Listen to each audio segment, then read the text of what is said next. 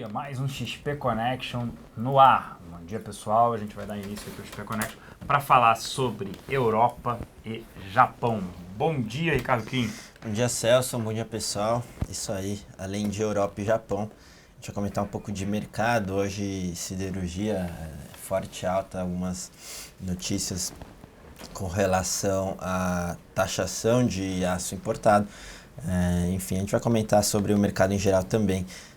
Algumas notícias ali internas que favoreceram o governo de ontem para hoje. Vai ter bastante coisa para falar no programa de hoje, mas antes de qualquer coisa, bom dia para todo mundo. Isso aí. E aí, Ricardo? E aí, Gustavo? Cruz? Olá. Bom dia, Bom tudo bem? dia a todos. Pois é, preparei mais uma apresentação para vocês. Então, todo mundo que tiver alguma dúvida da apresentação pode ir mandando durante, que a gente tenta explicar depois, se quiser que a gente retorne em algum slide. E também, perguntas, que nem o Kim falou, pergunta à vontade, que a gente vai tentar responder o máximo de perguntas. Sempre, se puder, mandar logo no começo do programa, porque sempre fica aquele fluxo muito grande de perguntas no final, para tentar viabilizar o máximo, por favor. Isso aí, então vamos à apresentação. Produção, por favor, joga na tela Europa e Japão. Pois é, então, hoje a gente veio com esse tema justamente para mostrar para vocês dois dos principais movimentos que estão acontecendo agora no final desse ano. Aqui nessa imagem a gente tem o que está acontecendo no Banco dos Estados Unidos, o Banco Central de lá, que eles terminaram o quantitative easing então para subir juros, então eles estão parando de colocar tantos recursos na economia. O Banco Chinês talvez não tanto assim, mas aqui também faltaria o Japão, mas principalmente o Banco Central Europeu, eles iniciaram em março um programa de colocar 1 trilhão de euros na economia, justamente para tentar estimular um pouco mais o crescimento e a inflação. Eles já estavam com taxas de...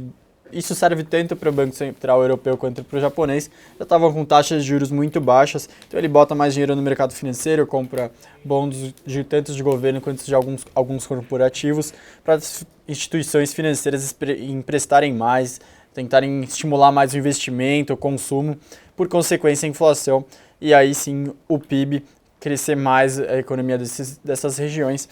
Mas o que aconteceu foi que tanto o Banco Central Europeu quanto o Banco Central Japonês, eles não tiveram uma resposta à altura do que eles desejavam. Então, retornaram as discussões entre os principais economistas do mundo, principais analistas, de que podem surgir novos estímulos, e os bancos centrais não negaram, falaram que justamente eles podem sim vir com novos estímulos para serem anunciados ainda agora nesse final desse ano. Por isso que a gente está com essa apresentação, para mostrarem por que eles estão fazendo isso e como pode acontecer isso. Então aqui a gente tem esse primeiro gráfico, a variação do PIB desde o começo de 2014 até agora em 2015. A gente pode ver que o Japão voltou para cenário de recessão. O Japão é essa barra vermelha, a Europa, zona do euro, a barra amarela. O crescimento da zona do euro, que parecia que tinha se recuperado seu crescimento, a velocidade do seu crescimento, voltou a dar uma recuada, e a do Japão inclusive voltou para a recessão. A segunda em 5 anos, eles contraíram 5 dos últimos 11 trimestres, então bem crítico, sendo que eles começaram a Abenomics há 3 anos, e o Banco Central Europeu também tiveram um crescimento, tomando um pouco de desconfiança. Aqui a gente tem um dos principais pontos do porquê eles vão tentar de novo fazer uma rodada de estímulos um pouco maior ou mais duradoura. A única coisa que a gente tem do presidente do Banco Central Europeu é que ele pode ampliar tanto a duração, quanto o formato, quanto a intensidade, mas justamente o que a gente tem nesse gráfico, novamente o Japão sendo a linha vermelha e a zona do euro amarela, é o índice de preços ao consumidor, mostrando que aqui está desde 2013 até o final de 2015, o último dado que a gente teve em setembro, que eles voltaram para o campo deflacionário, ou praticamente estabilizando a inflação. Lembrando que a meta de longo prazo deles no ano contra ano é de 2%, e eles voltaram a ficar bem distantes disso. Então, por isso, retornaram bastante as discussões de que eles vão precisar fazer novos estímulos para isso. Então, além do desempenho econômico fraco, como a gente viu no último slide, a economia perdendo fôlego justamente, a gente tem agora, na última semana, esse risco geopolítico também, que a gente tem que ficar atento, principalmente aos indicadores de confiança, quanto que isso vai representar no próximo indicador de confiança. Acho que já nas primeiras semanas de dezembro a gente já vai ter uma representação do quanto esse risco geopolítico pode, inclusive, dificultar um pouco essa recuperação. Um ponto que a gente quer levantar aqui também é que o porquê que esse fôlego foi perdido, porquê que essa desaceleração veio um pouco mais forte. Aqui a gente tem as exportações alemãs só para a China, a gente vê que elas voltaram a recuar bem forte, elas aparentavam que iam crescer, mas elas voltaram a ser impactadas. A gente pega a balança comercial da Alemanha e da chinesa, se a gente botasse uma contra a outra, que é mais ou menos o que a gente tentou botar aqui. Aqui a gente tem as importações chinesas que caíram 18,8% no último mês. Elas estão diretamente relacionadas. A Alemanha está sofrendo bastante porque ela exporta muitas máquinas e equipamentos com um grande valor agregado diretamente para a China. E isso está sendo impactado bastante na economia e, por consequência, em toda a região. A desaceleração chinesa já impacta bem forte, mesmo que ela desacelere aparentemente pouco, voltando de quase 7,5 para 7, isso tem um impacto bem profundo. A gente vê nesses dois gráficos o quanto vem recuando as importações de um lado, impactam as exportações de outro, então geram novas expectativas. A gente também tem, pode voltar agora para cá, acho que o último slide só seria explicar, se alguém tiver alguma dúvida, que quiser que a gente explique direitinho como que eles estão fazendo o quantitative easing, acho que eu até expliquei no começo, mas então esses novos estímulos devem estar por vir. A gente está tendo na Europa, tanto a economia espanhola, italiana, que estavam sendo aquelas pungentes, que estavam crescendo um pouco mais, um ritmo mais acelerado, voltaram a desacelerar um pouco nesse último terceiro trimestre. O escândalo da Volkswagen impactando também a região um pouco. A economia como um todo perdeu um pouco seu fôlego, acho que esse é o ponto de lá. A do Japão já vinha desacelerando, já vinha mostrando que o Abenomics está precisando de um pouco mais, quer dizer, não está conseguindo se refletir na economia, então gerou mais apreensão de que vai precisar de novos estímulos. O que tem, por enquanto, de anunciado no Japão, eles estão sinalizando que vão fazer um estímulo agora, nesse mês de dezembro, de 25 bilhões de dólares, mas é um foco programa um pouco mais social, um pouco mais, não muito monetário.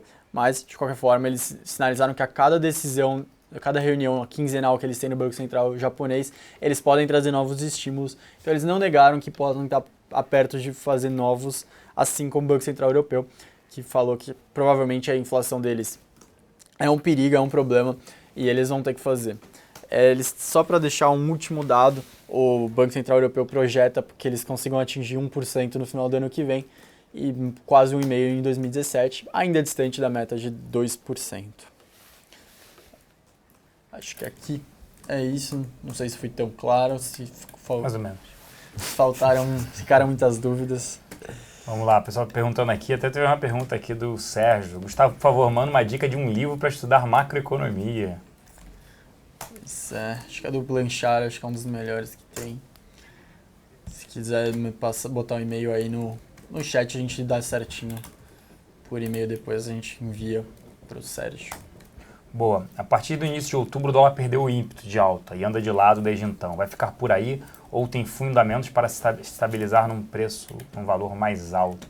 O dólar a gente está pensando no câmbio, né? Não Sim. No dólar propriamente dito, porque justamente, só para completar, se realmente chegarem esses estímulos do Banco Central Europeu e do japonês ainda mais fortes, mais uma pressão de desvalorização das moedas deles, que são muito fortes contra o dólar. São muito fortes não, mas que são representativas contra o dólar. Mais pressão para o dólar ficar mais forte junto à elevação de juros que está para ocorrer. Então o dólar deve ficar mais forte nos próximos meses. Estruturalmente ele tem bastante espaço ainda para subir. O que aconteceu da nossa parte foi que a economia deu uma acalmada na parte política, o governo começou a ganhar muito das votações no Congresso, não importando de como, mesmo que tenha sido traído bastante pela base aliada, ele ganhou bastante coisa. Então deu um sentimento um pouco de que a economia que a política estaria retomando a calmaria, digamos assim. Mas não, acho que o dólar ainda tem bastante para subir. É um problema justamente para a economia de lá, porque isso dá um impacto deflacionário na economia, que é o que eles menos querem por lá, mas isso vai pegar a gente também. E da nossa parte, a nossa economia não está mostrando nada nos próximos meses, próximo ano, de que vai voltar para os trilhos, o que desvaloriza ainda mais a nossa moeda também. Quer dizer, no final tem um movimento global, né, de dólar se fortalecendo e também, como se não bastasse a nossa parte doméstica aí, não tem o porquê também não fazer o real desvalorizar, né, em termos econômicos principalmente. Isso. Para falar que não tem nada que possa acontecer para o real desvalorizar, para depois ninguém reclamar. Que isso. Ninguém reclamar não. Fazendo disclaimer. Não, para ninguém depois falar que a gente não alertou, a gente sempre alerta que existem alguns cenários que realmente pode fazer com que o real tenha uma valorização breve, não longa. Mas quais? Uma troca de ministro da Fazenda pode trazer um discurso forte no começo que façam que todo o mercado ache que não, agora tudo vai voltar ao caminho. Ou um próprio troca de presidente com uma ideia de economia, de como fazer, como guiar o país nos próximos anos, que também traga um impacto de curto prazo, porque estruturalmente está tudo ruim, os fundamentos estão bem fracos, estão bem ruins. Ainda tem muito da crise que não apareceu ainda na economia, que ainda vai aparecer. O ano que vem tem tudo para ser tão ruim quanto esse, ou pior até. E isso impacta bastante. Beleza, o pessoal está perguntando aqui também. A economia mundial vai ter que se contentar em crescer pouco nos próximos anos? Foi o que a gente tentou mostrar um pouco naquela apresentação de estagnação secular, né? Se agora o novo normal seja um crescimento mais baixo. Acho que vai mudar um pouco os players do que estão crescendo mais, mas acho que a Europa vai ter uma recuperação, vai ser mais lenta do que eles aguardam, mas vai voltar a crescer. Estados Unidos está crescendo já está mostrando que a economia está forte, só que eles estão saindo de uma recessão, então isso demora, alguns setores saem antes do que outros. Mas no geral, sim, a economia vai ter um crescimento mais baixo nos próximos anos, creio eu. E o do Dinka aqui falando, obrigado pela dica de ontem. Mostrei para o meu pai como pode ser muito melhor aplicar em uma corretora ao invés de aplicar em um banco grande. Ele estava em um LCI que pagava 86% do CDI e tomou um susto a saber que existem LCIs, LCAs de 96%, 97%, 98% do CDI. É isso aí. E o nosso papel aqui é tentar ajudar o brasileiro a investir melhor, né? A desbancarização. Você pode ter sua conta no banco, não tem problema nenhum, obviamente. Mas produtos, né? Estar num banco que é monoproduto, não faz sentido nenhum, né? Porque você tem conflito de interesses, né? Ali o banco ele vai querer ofertar o produto dele, enquanto como a gente é independente, a gente consegue ofertar LCA, LCA de diversos emissores, tanto como esse racional pode se estender para CDB também, enfim. Então você consegue ser muito mais competitivo e comparar muito mais do que num banco que fica de certa forma engessado, né, no próprio produto. Sim. Outra pergunta boa aqui poderia explicar como está sendo desenvolvida a política oposta do Fed em relação ao BCE, né, o Banco Central Europeu? Basicamente o Fed já fez o que o Banco Central Europeu tá fazendo agora. O Fed colocou, acho que cerca de 3,7 trilhões de dólares nos todos os QEs deles, todos os quantitative easings deles. O Banco Central Europeu está fazendo agora, o primeiro de 1 trilhão. Pode ser até maior se eles realmente expandirem como deve acontecer, como eles estão sinalizando que vão fazer. Então, eles estão em situações opostas por isso, porque um já fez o pacote, agora o outro está copiando. Então, enquanto um está terminando, já terminou e está voltando a subir juros, o outro já está nas mínimas de juros e a opção alternativa é fazer o quantitative easing. Então, por isso eles estão em direções opostas. Boa, tem várias perguntas aqui pro Kim aqui agora. Primeiro, comente, o Chimbinha aqui, comente Vale 5, se é compra, Ricardo Kim. Não é compra, apesar de ter sofrido bastante. Você teve um fluxo de notícias bem negativo aí, principalmente com relação a Samarco recentemente. De qualquer forma, para resumir, a gente já estava bem cético com relação a Vale antes desse acontecimento, tanto que já estava na nossa carteira short, mas a ideia aqui é que a gente vai ter ainda pressão sobre o preço do minério. A gente está vendo China desacelerando, bem como o Gustavo mostrou, a gente tem ali a capacidade global de minério de ferro aumentando, já contratada, né, com Vale, BHP, Rio Tinto. Isso aí tende a pressionar, aí continuar pressionando e manter o preço do minério num patamar baixo. E junto a isso, que já era um estrutural muito ruim, você tem essa questão da Samarco, que realmente a Vale tem 50% da empresa. Já está se falando ali em multas bilionárias, né? Algo como 14 bi de reais, e que isso seria só o começo, etc. Obviamente tem um impacto relevante. Então, se a gente juntar um estrutural ruim e mais esse fluxo de notícias que deve continuar piorando, né, com relação ao acidente da barragem, a gente deve ver ainda, não vê nenhum trigger para alta na Vale, muito pelo contrário, ali a gente tem muita coisa para se desenrolar ainda da questão da Samarco, multas, indenizações, etc. Mesmo que ela tenha ali parte segurada, não vai ser o bastante para cobrir todos os custos, tá? Então é um pouco dessa nossa cabeça para Vale. E aí eu vou aprender aqui, vou aprender. CSN para um mês, depois, por favor, analisar compra agora e venda no médio prazo, 3 meses. A gente não analisa a parte técnica, é muito mais por fundamento, né? Então é mais complicado isso, mas o Kim pode falar assim, do setor siderúrgico, que já falar sobre até a possibilidade de tarifas que está puxando esses ativos. A gente falou na reunião matinal, né, a notícia de elevação de tarifas. As tarifas hoje são entre 8 e 14, poderia ser a tarifa de importação subir de 15 para 20. É um absurdo o governo fazer isso, fecha cada vez mais nessa economia, ela vem de novo. O Bolsa Empresário agora, novamente, setor siderúrgico, sempre esse setor, Kim. Realmente é muito ruim, né, essa postura do governo, até o Ministério da Fazenda aí, provavelmente o Levi já contra, enfim, toda essa questão de abertura de mercado e o governo indo contra. Bom, de qualquer forma, para siderúrgicas, pontualmente, óbvio, é bom se tiver realmente esse aumento na tarifa de importação, você protege ali o aço de CSN, os Minas e até Gerdau. Mas, de novo, muito pontual, estrutural muito ruim ainda para siderúrgicas, a alavancagem extremamente alta, um valuation relativamente alto também com relação ao que a gente está passando em termos macro. Então a gente prefere ficar fora do setor. Aliás, a gente tem os Minas na carteira short há algum tempo já, performando muito bem, mesmo apesar de hoje ela estar esticando. E CSN especificamente, eles conseguiram alívio rolando a dívida de curto prazo, que ia vencer, mas ainda a alavancagem muito alta, né? Chegou a 6,6 vezes dívida líquida sobre geração operacional de caixa, muito alto ali, eles vão ter que vender ativos, etc. Então, e o valuation relativamente alto também de CSN, então a gente fica fora totalmente do ativo e preocupa bastante, tá? Só é difícil fazer um short em CSN porque vira e mexe, você tem ali recompra de ações ou algo nesse sentido que tornam o ativo bem volátil, também questão de aluguel, oferta de aluguel bem escassa.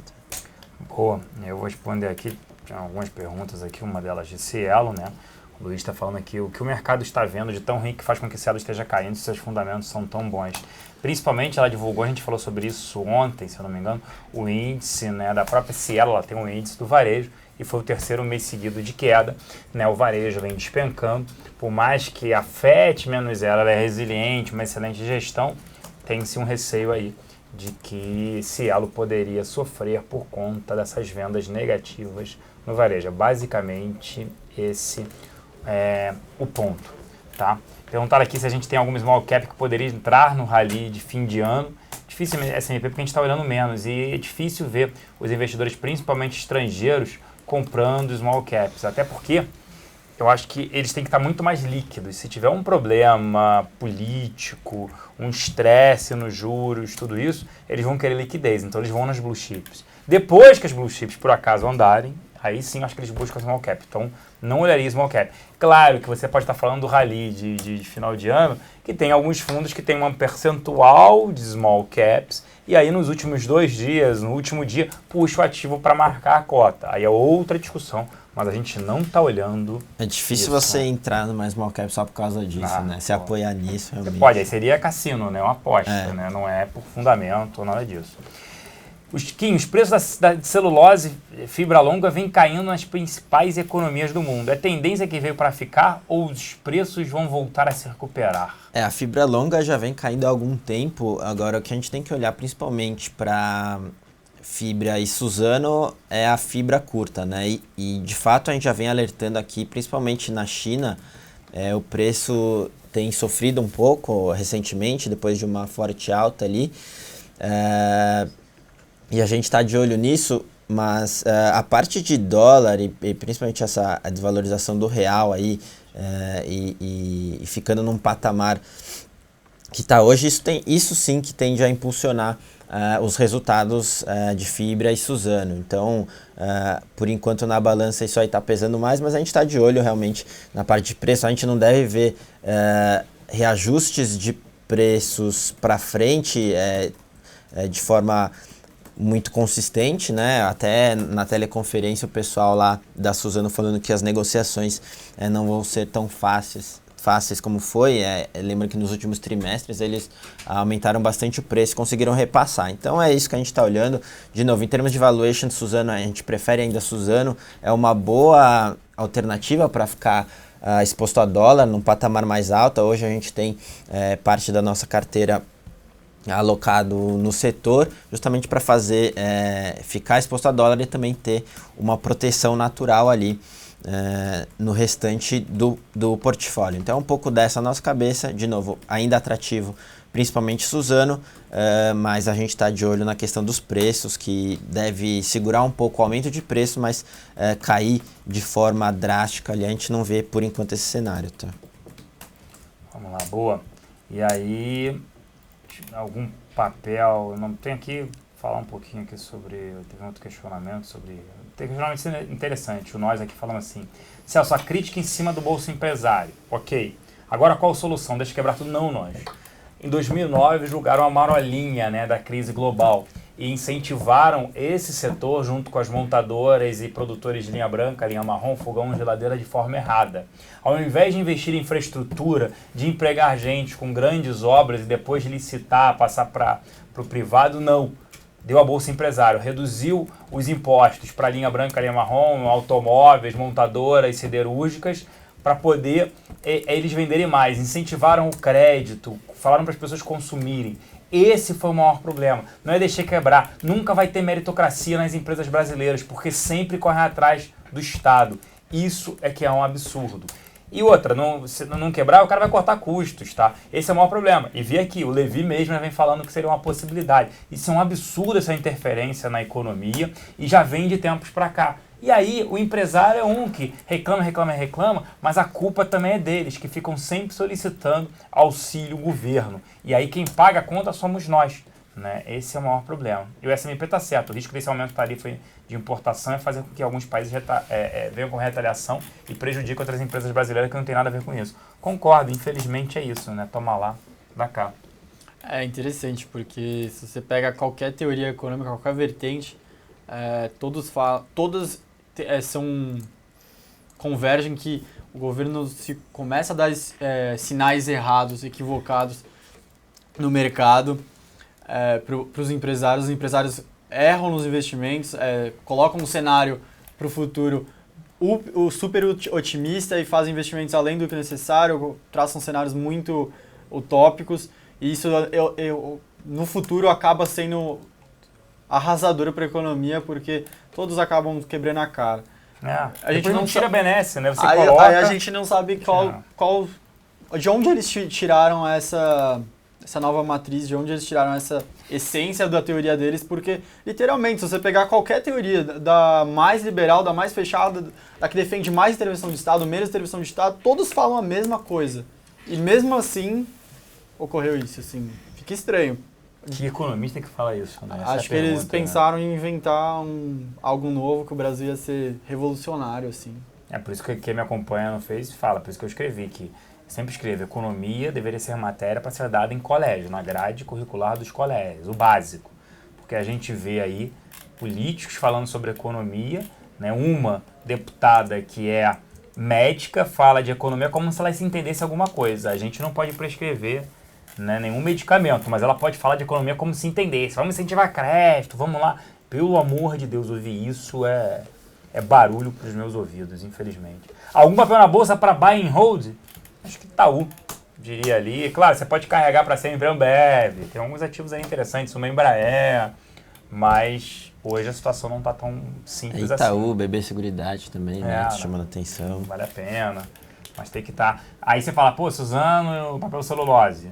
Aí é um olho do peixe, outro no gato, né, Kim? Você está lidando ali com commodity e tem exposição à China, tem exposição à Europa, então realmente fica difícil você comprar e deixar no portfólio. A gente tem Suzano no portfólio, mas por uma questão tática ali, mas a gente sempre está revendo o case, então esse não seria um papel para comprar e deixar lá. Sim, Itaú, Ambev, essas empresas, Embraer, BB Seguridade, assim, são empresas boas, com um management muito bom, num estágio maduro ali, então talvez seja uma alternativa muito melhor. E aí perguntaram, até o Coxinha perguntou para analisar Klabin 11, né? Klabin, ela tem reportado bons resultados, o último resultado foi bom, apesar dela ter uma exposição maior a mercado interno, principalmente embalagens e papel. Por isso que a gente não tem nenhuma posição, a gente acha que vai pegar de forma mais forte ao longo dos trimestres aí para a Klabin. Ela tem sustentado ali, mas de novo, o valuation relativamente alto e essa maior exposição ao mercado doméstico, principalmente na parte de consumo, a gente prefere ficar fora e fazer justamente essa alocação em fibra e suno por conta de dólar. Tá? É isso aí. Dólar no globo mais forte de uma forma ou de outra, bate na economia dos Estados Unidos, não combina com alta de juros. Foi o tema dessa semana do Stanley Fischer, que ele escreveu um artigo falando justamente isso, que o dólar mais forte ia impactar as exportações americanas, é uma preocupação deles, mas a economia deles tá pungente, tá recuperando, e eles têm que subir juros em algum momento, eles têm que retomar, eles estão olhando para o longo prazo, porque para eles também subir juros agora, fazer não sei quantas altas ano que vem, 3, 4, para um momento de crise daqui a alguns anos, quando a economia não estiver tão forte que nem agora, é interessante eles terem essa margem, esse colchão para cortar juros também e estimular a economia deles. Então, talvez por isso eles podem ir de contra o que está acontecendo no resto do mundo. A economia deles é fechada, né? Não é tão aberta. Então, esse é o pensamento deles também. E aí até perguntaram, né, se o Banco Central está na dianteira estratégia, necessariamente terá que subir os juros já, pois do contrário, sua estratégia vai para o buraco, é isso? A questão, acho que se eles não subirem em dezembro, né? Eles deve ser março, acho que tá acabando um pouco esse espaço e eles já estão meio que entrando num consenso de que tá na hora de subir. Mas, a ver. O risco é não subir e a inflação e subir muito mais do que o esperado daqui a alguns anos, daqui a algum tempo. E aí perguntaram aqui, Natura tem subido bem desde segunda, mas em termos de fundamento, o consumo interno não vai ficar ainda mais fraco? Sim, Investor, mas o preço também do ativo chama atenção. A gente até soltou hoje uma estrutura via produtos estruturados, né, para se proteger também.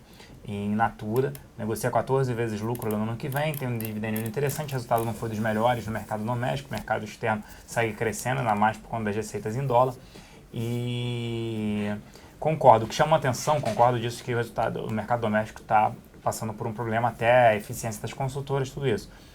Uma coisa que chamou a atenção foi a Coty, eu já falei isso aqui, entrando no mercado comprando produtos da hipermarca, né, marcas da hipermarcas, como Bozano, Monange, dentre outras. Ela pagou 16 vezes EBITDA, e Natura negocia 8 vezes EBITDA, então o dobro. Então chamou a atenção de que o investidor estrangeiro poderia olhar a Natura também, entrar no Brasil. E eu acho que esse movimento positivo pode permanecer durante aí um período. E perguntaram também se a compra do HSBC pelo Bradesco, se a gente achou que foi boa, isso tem bastante tempo ainda. Eu acho que ela pagou caro, eu comentei isso na época, que ela pagou caro, pagou 1,4 vezes patrimônio, o Bradesco negocia hoje a 1,2, ou seja, acabou destruindo o valor no primeiro momento. Ela não precisava ter, o Bradesco não precisava ter comprado o HSBC Brasil, ele poderia ter esperado isso, até por um cenário de deterioração. O Itaú não ia entrar, o Santander poderia de repente levar, mas quem levasse ia pagar caro. Acho que o Bradesco pagou caro. Hoje nos chama atenção a performance, o desempenho de Bradesco em relação ao Itaú nas últimas semanas, né, chama atenção. O Bradesco segue altamente descontado em relação ao Itaú. Pode ser que a gente até recomende ali uma operação long short via estruturados, tá?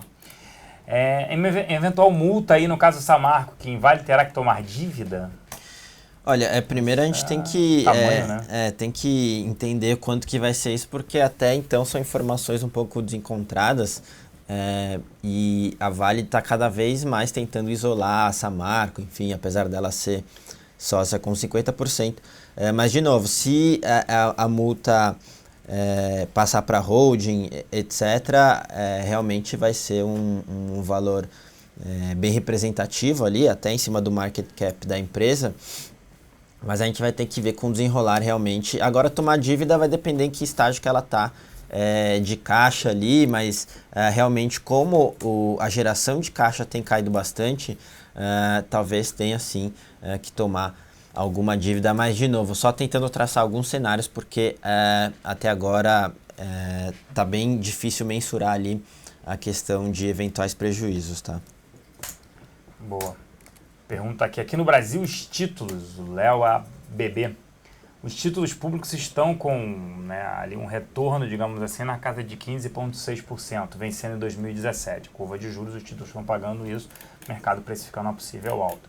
O BC terá coragem de subir juros para esse patamar ou o mercado está precificando errado? Bom, por enquanto eu acho que ainda não está sendo traçado um cenário de subir juros no ano que vem, nem no outro. Acho que o Banco Central, por enquanto, ainda teria que cortar, ou pelo menos manter a taxa de juros para não prejudicar ainda mais a economia. Mas, se tudo der errado, acho que até juntando com uma outra pergunta aqui que falaram de qual a possibilidade de fuga de capitais. Se nada for feito, se a gente continuar tendo déficit primário, perspectiva de déficit para os próximos anos, PIB vai cair, vai ter recessão esse ano que vem também. Se para 2017 começar a traçar que vai ter recessão de novo, aí sim a gente entra num cenário que a coisa fica impossível. A inflação vai começar a disparar cada vez mais, câmbio também. Gringo, mesmo com toda aquela segurança nas reservas, não vai mais ter como ficar aqui. Aí a gente não tem como manter realmente. Esse cenário traçado de juros tão altos é esse cenário, o cenário que o Brasil vai colapsando. E lembrar que o que está precificado nas curvas ali se embute um pouco de risco, né? Não só a possibilidade do BC aumentar juros ou não, obviamente tem essa possibilidade, mas tem muita questão de prêmio de risco ali, risco Brasil, enfim, com toda essa questão política e ajustes passando de forma bem ruidosa, etc. Então isso aí reflete também nesses yields aí que você está falando. O problema é que a gente está com 14,25, não é uma simples alta de meio que faria alguma diferença, né? Tem que ser uma alta bem consistente, para ter uma potência. Ele perdeu um pouco, o Banco Central já perdeu um pouco da sua potência, travado um pouco pela parte fiscal, então teria que subir bem mais para fazer algum impacto. Isso fica difícil você enxergar um cenário tão ruim como a gente está na economia. Boa. A XP oferecerá futuramente o COI, né, Certificado de Operações Estruturadas, via página ou teria que ligar para o assessor ou pela mesa? Boa pergunta, né? A gente pode perguntar para o pessoal ali, a gente vai fazer... Estratégia disso. Deve fazer alguns programas aí de capital protegido. Sim. Já aproveita e pergunta. Fala sobre isso. A gente vai ter o COI, isso é fato, né? Não. Agora, qual a plataforma que isso vai estar? Provavelmente vai ser uma maneira fácil, não de ligar, a gente vai oferecer diversos produtos ali, e aí a gente vai tentar colocar na prateleira, etc. Mas o mais recomendado aí entender com o pessoal de estruturados que sempre está aqui na programação, e a gente pode até perguntar para esclarecer isso. A gente traz um dia eles até para tirarem mais dúvidas. Sobre o Brasil Foods, Salim, a gente ainda não recomenda o ativo saiu de 71, a gente estava short nele, ainda está short, mas com percentual menor. muito por conta, né, da demanda menor no mercado doméstico. A estratégia de utilizar a Perdigão para baixar preço pode tomar market share da Sadia com uma margem menor. Falaram que não vão repassar custos aí no quarto trimestre. A gente acha que é uma estratégia errada para uma empresa que é líder. Sobre Grendene e B2W, Grendene a gente acaba não olhando o ativo, até tem ativo bem gerido, né? Negocia múltiplos baixos, mas a gente não olha assim no detalhe. E B2W, eu particularmente, né, não gosto do setor de varejo online, tá? Não só do varejo online, desculpa. Eu não gosto do setor de varejo que tem um ticket médio alto, é o caso de Via Varejo, Magazine Luiza, que depende de crédito para crescer. E é a competição extremamente elevada também na internet. Acho que tem valor lojas americanas de B2W menos. Eu acho que lojas americanas deveria se desfazer de B2W. A gente não recomenda exposição ao ativo. Infelizmente, né, a gente vai ter que encerrar o programa, até que a gente mais do que estourou o tempo, né, meio-dia 15, já são meio-dia 18 já, a gente mais do que estourou o tempo. Né, a gente aguarda vocês em outra programação. Obrigado, Método, aqui, né, RS Viváqua também, obrigado pelos comentários, mas a gente vai encerrar, né, o programa. Infelizmente, a gente gostaria de ter mais tempo até para tirar mais dúvidas aí de vocês. Lembrando, preencham os dados abaixo, invista conosco. Nós temos uma plataforma de produtos, né? Tem agora aí o Capital Protegido linkado à Tesla, extremamente interessante. Aproveitem, termina segunda-feira, não deixe para o último momento, porque sexta-feira também é feriado. E fora os outros produtos, CDBs, pagando 117% do CDI. Enquanto você vai num banco, 80%, 90% do CDI. Então aqui tem produtos. A crise, né? É hora de vocês buscarem cada vez mais oportunidades. Quem mais sofre nesse problema é justamente com essa crise a população de mais baixa renda que não tem dinheiro algum. E quando tem, infelizmente, tem na poupança que a gente 7,5% ao ano. E quando você tem taxas aí de 14% e inflação acima de 10%. Então aproveitem, né, esse momento, essa oportunidade agora para ganhar como juros, como foi no passado. Quem vivenciou isso lembra bem, inflação alta, taxa de juros elevados. Era o overnight, né, para passar o dinheiro. Muitos, até varejistas na época, ganhavam dinheiro não vendendo o produto, mas sim vendendo à vista para pegar o dinheiro, aplicar e ganhar com as taxas de juros elevadas, tá bom? A gente vai ficando por aqui. Obrigado à audiência e à paciência de todos. Um grande abraço. Valeu, pessoal. Até a próxima. Até semana que vem, pessoal.